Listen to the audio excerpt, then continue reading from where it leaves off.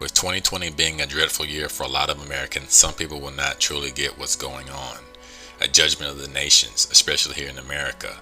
In Genesis 15:13, Abraham seed, the Y chromosome, his descendants will be in a land that is not theirs and shall serve them 400 years. This is talking about America / Egypt, but on the back of the American dollar, there is a pyramid, Egypt meaning bondage or servitude, slavery. Now, one who hasn't studied the Bible and can have a little sense of logic and know history that the so-called blacks have served this nation and has been treated far less than a human, or one can even say a dog gets better treatment. To truly understand the Bible, you have to know the characters, the context of the scriptures. Sadly, in this society, they teach color doesn't matter, but the actions show otherwise. Back up! Back up! Back up my ass! You see that? Give him a handcuff. Get a handcuff on this hand over here. Get a handcuff on that hand. This man bleeding and y'all won't even let him breathe. Roll over.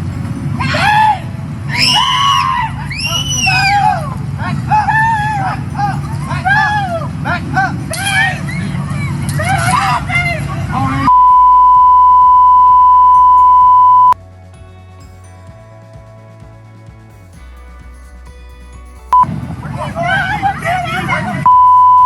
But yet the so-called blacks are treated as second-class citizens, still being called bywords, and the N-word, of course. It's not about religion. They took the book and made false religions out of it, translating it out of Hebrew into the Greek, then Latin, then English. In the Apocrypha Ecclesiasticus, prologue of the wisdom of Jesus, the son of Sirach, it says, "For the same things uttered in Hebrew and translated into another tongue have not the same force in them. But the descendants of slaves who oppressed the Negro, Israel, have been scattered throughout the diaspora. His heritage culture stolen from him begins to read in another language, in another tongue that is not his own." Isaiah 28:11, "For with stammering lips in another tongue will he speak to his people." This Shemitic book, his lineage, he will remember himself, knowledge of himself, his history. Baruch 2:30, "For I knew that they would not hear me, because it is a stiff-necked people.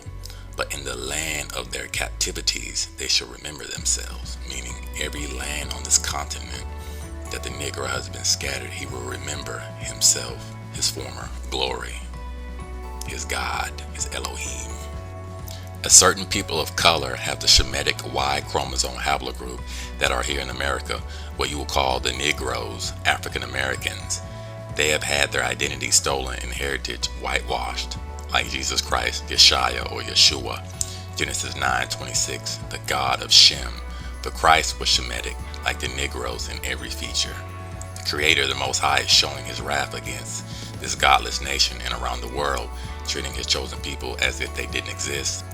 There is a group in today's world who have economic resources, military power, and trillions of dollars through their own central banks that they own, Revelations 3:9, and claim to be the people of the book, that use the real children of Israel as a commodity and reap the benefits of the free labor while they miseducated and mistreated the Most High's people. Anyone who has read the Bible will understand that the children of Israel, Negroes, will be in an oppressive state. No economic power, no resources, a low estate, and identity loss. You don't know who they are. Context. Who, what, when, where, and why. In James chapter 1, it states, James was a servant of the Most High and of HaMashiach, Jesus Christ, or Yeshua, to the 12 tribes which are scattered abroad, greeting, meaning Israel was scattered, sold into slavery all over the globe. So in Matthew, when the Christ says, "I am not sent but unto the lost sheep of the house of Israel," the African American / Negroes are the only ones who fit the prophecies as foretold by Moses in the Torah and in Baruch 2:28-29. How do we know Jesus wasn't black? He could have been from the lost tribe of Israel. They were supposed to be black. I bet they were. If ever people were lost, we're it. As thou spakest by thy servant Moses in the day when thou didst command him to write thy law before the children of Israel, saying, If ye will not hear my voice, surely this very great multitude shall be turned into a small number among the nations, where I will scatter them.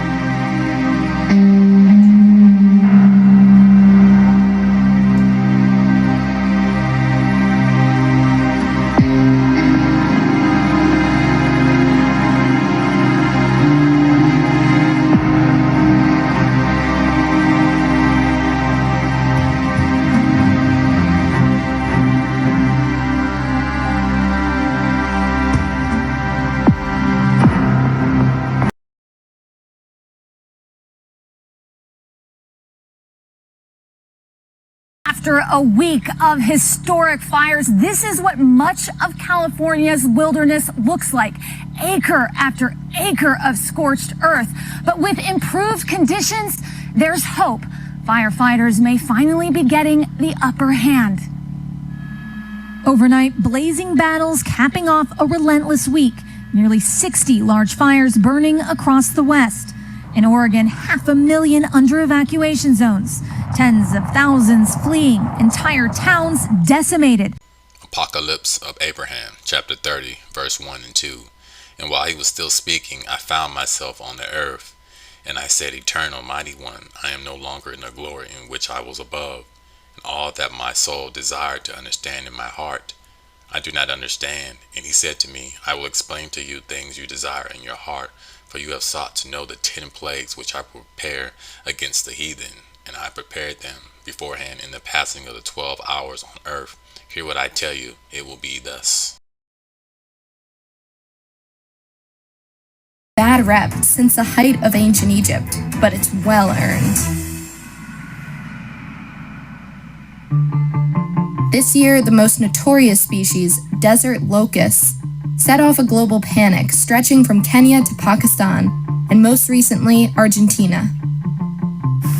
Swarms have devastated crops and pastures, threatening the food supplies in regions already reeling from the pandemic and food insecurity.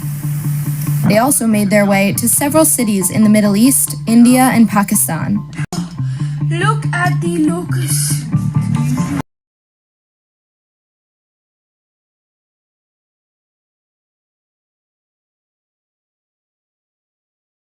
State of California recorded 11,000 lightning strikes in just 72 hours.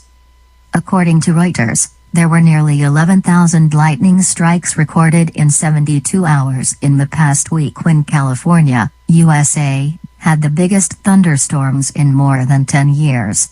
The lightning strikes caused 367 small fires and nearly 20 of them became massive fires.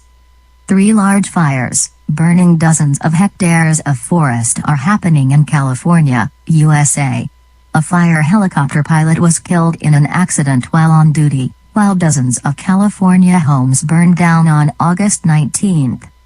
Due to strong winds, wildfires are approaching the withered vegetation after a record heat wave that began on August 14th. I want to say that I know that this is a challenging time for all Americans. We're enduring a great national trial, and we will prove that we can meet the moment. I want to assure the American people that we're doing everything we can each day to confront and ultimately defeat this horrible, invisible enemy. We're at war. In a true sense, we're at war, and we're fighting an invisible enemy. Think of that. So it cost me billions of dollars to be president, and I am so happy I did it. Because who cares? Who cares?